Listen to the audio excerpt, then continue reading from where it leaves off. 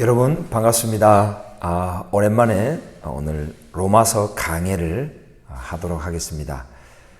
저의 그 플레이리스트, 그 재생 목록에 보면 히브리적 관점으로 보는 로마서 강해가 있습니다. 우리 기독교의 교리와 신학에서 정말 중요한 책인 이 로마서를 히브리적인 관점으로 봐야 될 때가 왔습니다. 지난 2000년간 교회의 전통적인 교리, 전통적인 신학의 그 틀 안에서만 보다 보니까 2000년 전 사도 바울이 말한 그 정말 그 유대적인 히브리적인 메시지를 놓친 게 너무 많거든요. 그래서 저 나름대로 공부하고 또 깨달은 것을 히브리적인 관점으로 이제 풀어서 로마서 강해를 쭉 하고 있습니다. 여러분 시간 나시면 1장부터 11장까지 한번 쭉 보시고요. 자, 오늘은 11장, 지난 시간에 이어서 11장 13절부터 15절 이 세 구절을 한번 좀 집중적으로 살펴보기 원합니다. 자, 우리 11장 13절은 유명한 말이죠. 이방인의 사도로 부름받은 이 사도 바울이 내가 이 직분을 영광스럽게 여긴다. 왜냐하면 내 권력을 아무쪼록 시기하게 하여 그들 중에서 얼마를 구원하려 함이라 그랬습니다. 자, 우리가 우리 교회의 사명은 이스라엘을 시기나게 하는 것이다. 특별히 우리 한국교회는 이스라엘을 시기나게 하는 민족으로 부르심을 받았다. 이렇게 믿는 우리 한국 그리스도인들 참 많더라고요. 저도 그렇게 믿습니다. 자, 그러면 이스라엘을 시기나게 한다는 말이 무슨 말입니까? 사도 바울은 지금 골육을, 그죠? 골육을 아무쪼록 시기나게 한다. 시기나게 한다. 질투가 나게 한다는 거죠. 바로 이 골육은 사도 바울의 골육, 유대인을 말합니다. 그죠? 이스라엘을 말합니다. 사도 바울은 예수님처럼 바리새파 출신의 그런 어떤 랍비였고 유대인입니다. 베냐민 지파 출신입니다. 자, 시기나게 하다, 이거는 히브리어로는 이제 카나 이래가지고 이것이 나중에 젤로트, 젤레오, 신약성경에서는 바로 그 열심당원을 젤롯이란다. 시기나게 한다는 것은 곧 열심을 내게 한다 이 말입니다. 열심을 내게 한다. 여러분, 유대인이 지금 열정과 열심을 내게 해야 된다는 겁니다. 그러면은 열심과 열정을 나게 하면은 그래서 아무쪼록 구원을 받게 하려면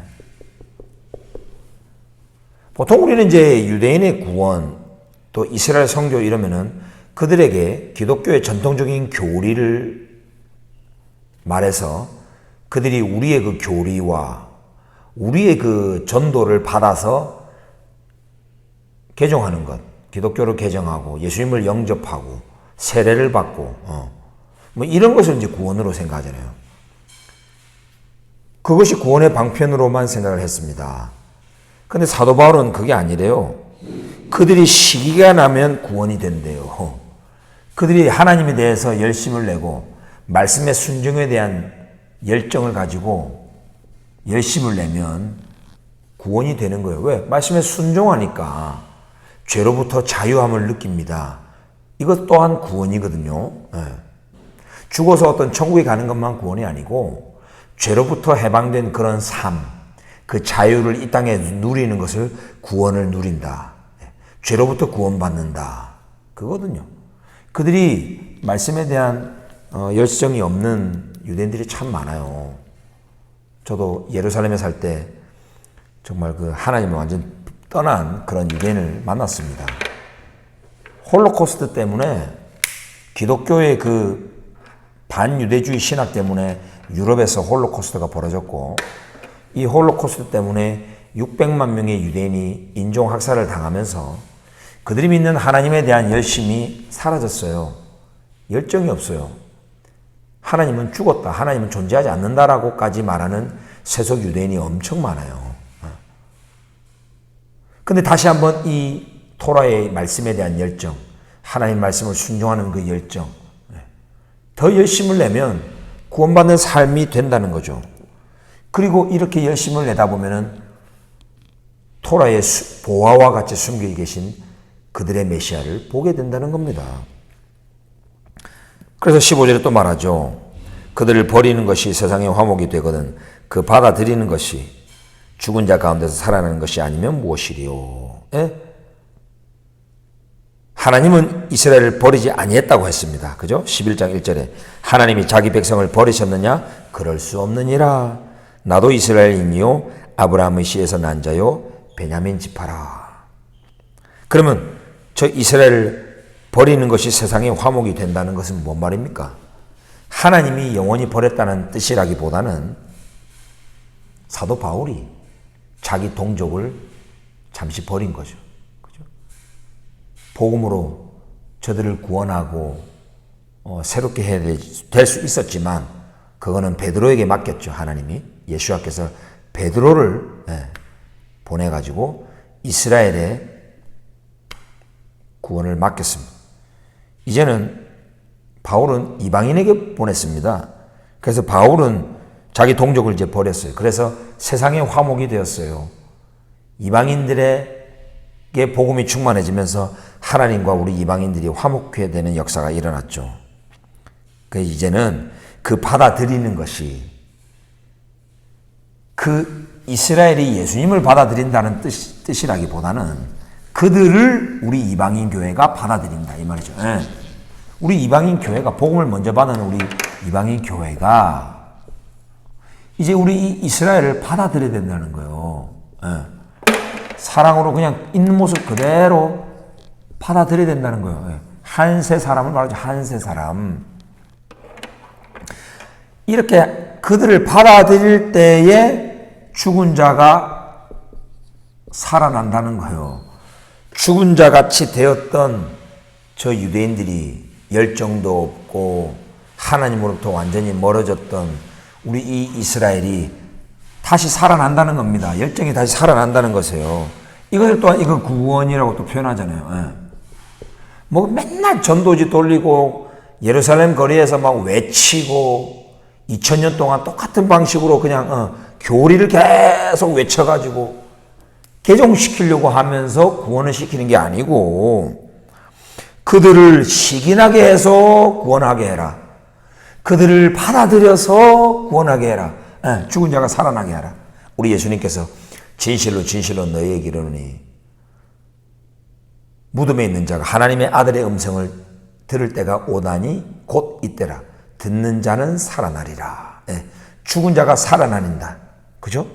이 엄청난 예수와의 그 음성, 하나님의 아들의 음성을 들을 때가 온다는 거죠. 하나님의 아들의 음성을 들으면 부활이 일어난다는 겁니다. 영이 죽었다가 살아난다는 거죠.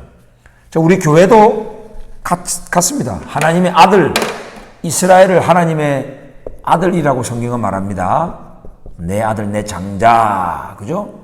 예수와와 연합되어 있어요. 이 이스라엘은요, 유대인은 예수와와 연합되어 있는 민족이에요. 그러니까 우리 교회도 이 이스라엘의 음성을 들어야 돼요. 유대인의 랍비의 음성도 좀 듣고 유대인들과 계속 대화를 해야 돼요. 우리 유대인들도 하나님의 아들 예수와의 음성을 들어야 되고 우리 교회도 이 유대인의 신앙, 유데이즘, 유대교의 여러 가지 교리와 전통, 탈무드적인 그런 해석, 여러분 우리 신약 성경이 얼마나 탈무드 스타일로 적혀지지 않습니까? 특별히 로마서는 우리 요셉 슐람 목사님에 의하면 탈무드 스타일로 그런 논쟁을 대화법을 이어가는 책이다라고 하잖아요. 이 하나님의 아들 이스라엘의 음성을 우리도 들어야죠. 그래서 죽은 자가 살아난다는 거예요. 부활의 경험을 할 수 있다는 겁니다. 서로 이렇게 음성을 들으면서 결국은 그 받아들이는 것이 우리 교회가 이방인이 이스라엘을 받아들이는 것이 이들을 영적으로 살아나게 한다는 겁니다. 인간의 믿음이 아닙니다. 복음은요, 인간의 의가 나타나는 게 아닙니다. 하나님의 의가 나타나는 것이 복음이다라고 바울은 선언했습니다. 바로 인간의 믿음이 아니라 누구의 믿음입니까? 바로 하나님의 믿음. Faith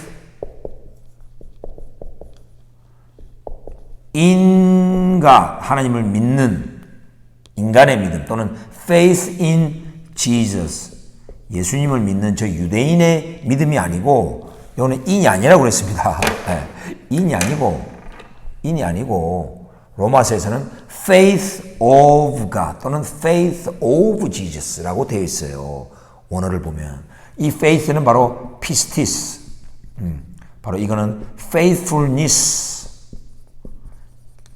신실함으로도 번역이 되는 단어죠.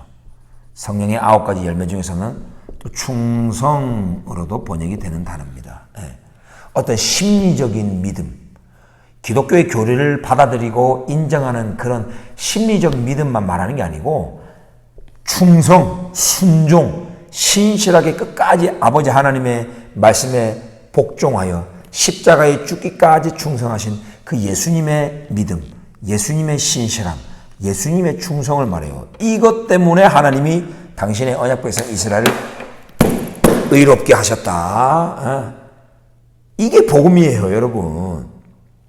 인간적인 믿음은 없지만 그들의 메시아의 믿음, 메시아의 그 충성 때문에 하나님이 우리 이스라엘을 의롭게 하셨다, 선언했다는 거예요. 칭의, 의롭다고 불렀다는 겁니다. 그러니 이들을 있는 모습 그대로 그냥 받아들일 수가 있어요. 그래서 여러분 이 받아들인다라는 단어가 로마서 14장에도 나오고 15장에도 나옵니다. 14장 1절 3절에는 뭐라 나옵니까?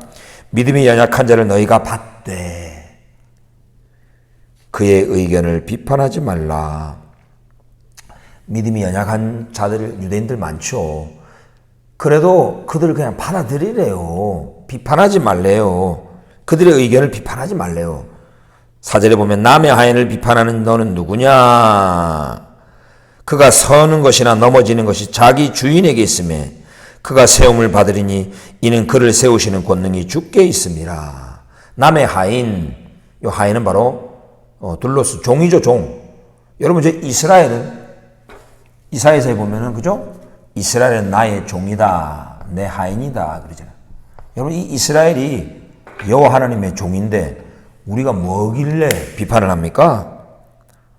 이 이스라엘이 넘어지는 것이나 서는 것이 다 자기 주인 하나님에게 있다 이 말이죠.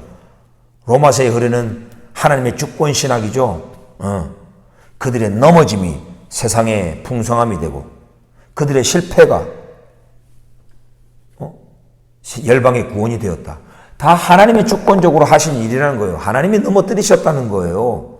그래서 도미노처럼 열방으로 구원이 흘러가는 거예요. 하나님이 다 하신 거예요. 하나님의 주권 안에 있는 백성을 우리 이방인 교회가 막 비판하고 막 지옥 백성이라 그러고 이러면 되냐? 안 된다는 거예요. 유대인들 있는 모습 그대로 받아들여라 라고 말을 해요. 또 로마서 15장에는 또 뭐라고 말합니까? 15장 7절에는 그러므로 그리스도께서 우리를 받아 하나님께 영광을 돌리신 것 같이 너희도 서로 받으라. 내가 말하노니 그리스도께서 하나님의 진실하심을 위하여 faith of God 하나님의 신실하심 나오죠. 하나님의 진실하심을 위해서 할례의 추종자가 되셨으니 이 유대인 할례를 따라 예수님도 할례를 받으셨다는 거예요. 할례의 추종자가 되셨어요. 우리 예수님조차도 유대인이셨기 때문에 이는 조상들에게 주신 약속들을 견고하게 하시고 아브라함, 이삭, 야곱 이 유대인 이 이스라엘과 맺은 이 하나님의 언약을 더 견고하게 하시기 위하여 우리 예수님조차도 이 유대인의 추종자가 되셨다. 할례인의 추종자가 되었다.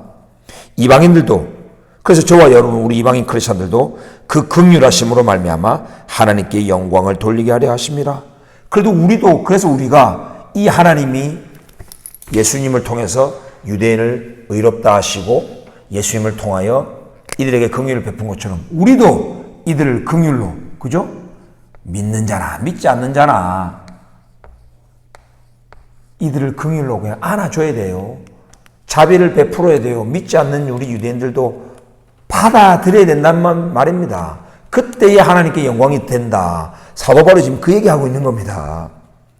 우리 기독교 신학이 유대인 선교 신학이 지금 바뀌어야 됩니다. 여러분 계속 좀 믿지 않는 자들을 지옥 백성으로 생각하고 어떡한지 그들을 막 개종만 시키려고 생각해요. 그러니까 이 이방인의, 이스라엘의 충만함이 아직도 안 일어나는 거예요. 죽은 자 같은 유대인들이 부활을 경험을 못 하는 거예요. 이스라엘의 구원이 일어나지 않는 거예요, 아직. 왜? 이들을 시기나게 해야 되고, 하나님에 대한 열정을 더 불이켜야 되고, 그들을 받아들여야 될 땐, 받아들임으로 구원이 일어나고, 부활의 역사가 일어나는데, 이것보다도 어떻게 하든지 개종만 시키려고 그래요, 개종. 알리야 사역하고, 교회 개척 사역하고, 이런 것들도 최종 목적은 뭐다? 개종시키려고. 기독교인으로 만들려고 하는 거. 완전 잘못된 신학이죠. 사도 바울은 그렇게 말 안 합니다. 믿는 자나 믿지 않는 자나 유대인들을 그냥 다 받아들여라. 그들을 받을 때에 이스라엘의 충만함이 일어나고 죽은 자 같았던 저 유대인들이 다시 살아나고 구원을 경험하게 된다. 그들이 정말 하나님께로 돌아온다는 겁니다. 여러분 이 말씀을 꼭 기억을 하시고 지금 이스라엘이 너무 어렵습니다. 받아들여야 돼요. 전쟁 가운데 있습니다. 온 세계의 비난과 정말 왕따가 되고 있고 이 유대인을 악마화하고 이스라엘을 악마화하는 그런 많은 언론의 메시지들 팔레스타인 해방이라고 외치면서 전 세계 각국 대한민국 안에서도 얼마나 이 유대인들을 증오하는지 모릅니다, 여러분. 그때 우리가 침묵하면 안 됩니다. 나와야 됩니다. 외쳐야 됩니다. 이스라엘과 함께 싸워야 됩니다.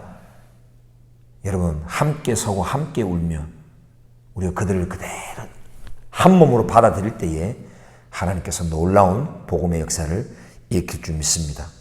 여러분 저는 매주 토요일 오전 11시 반 보신각으로 갑니다. 거기에서 이스라엘 깃발을 흔들면서 유대인은 믿는 자나 믿지 않는 자나 함께 똑같이 그냥 그들을 받아들입니다. 그들을 축복합니다. 예수와의 이름으로 이스라엘을 지지하면서 나아갑니다. 다 이 사도 바울의 마음 때문에요. 결국은 이방인에게 복음을 전하고 교회를 개척하고 했던 이유가 결국은 뭐다? 사도 바울이 그토록 이방인의 사도로 자부심을 느끼고 영광스럽게 생각하는 이유가 뭐다? 결국은 바울의 골육 친척 저 유대인의 구원을 위해서 이스라엘의 충만함을 위해서 하는 겁니다. 결국은 이겁니다. 왜? 하나님은 이방인 구원하고 싶으시지 않으셔서 그런가요? 아니죠. 이스라엘이 구원으로 충만할 때 열방의 구원이 충만해집니다. 이스라엘이 하나님에 대한 열정이 회복이 될 때 이방인 교회가 회복이 됩니다. 열정이 회복됩니다. 이스라엘이 죽은 자 가운데서 살아나는 것 같은 그런 부활을 경험할 때에 열방의 교회가 다시 살아나는 거듭남의 역사, 부활의 역사가 일어납니다. 모든 그 은혜와 축복이 결국은 이스라엘로부터 흘러옵니다. 그러니까 지금은 이스라엘 회복의 시대입니다. 이스라엘에게 집중해야 될 시기입니다. 모든 열방 민족이 네 안에서 복을 얻으리라. 창세기 12장 3절 말씀. 순서 헷갈리면 안 됩니다. 지금 열방 선교 시대 아닙니다, 지금. 지금은 1948년 하나님이 이스라엘 회복하기 시작했습니다. 그러니 거기에 집중해야 됩니다. 이게 복 덩어리입니다. 이게 구원 덩어리입니다. 여기 안에 물질도 투자하고 사랑도 투자하고 믿는 자나 믿지 않는 자나 우리 유대인들을 다 받아들이면서 한 세 사람의 막 역사를 일어나갈 때에 이 엄청난 은혜와 복이 열방까지 흘러갑니다. 온 열방이 네 안에서 복을 얻으리라. 여러분 기억하시기 바랍니다. 사랑합니다. 축복합니다. 메시아 예수와의 이름으로 이스라엘을 축복합니다. 샬롬.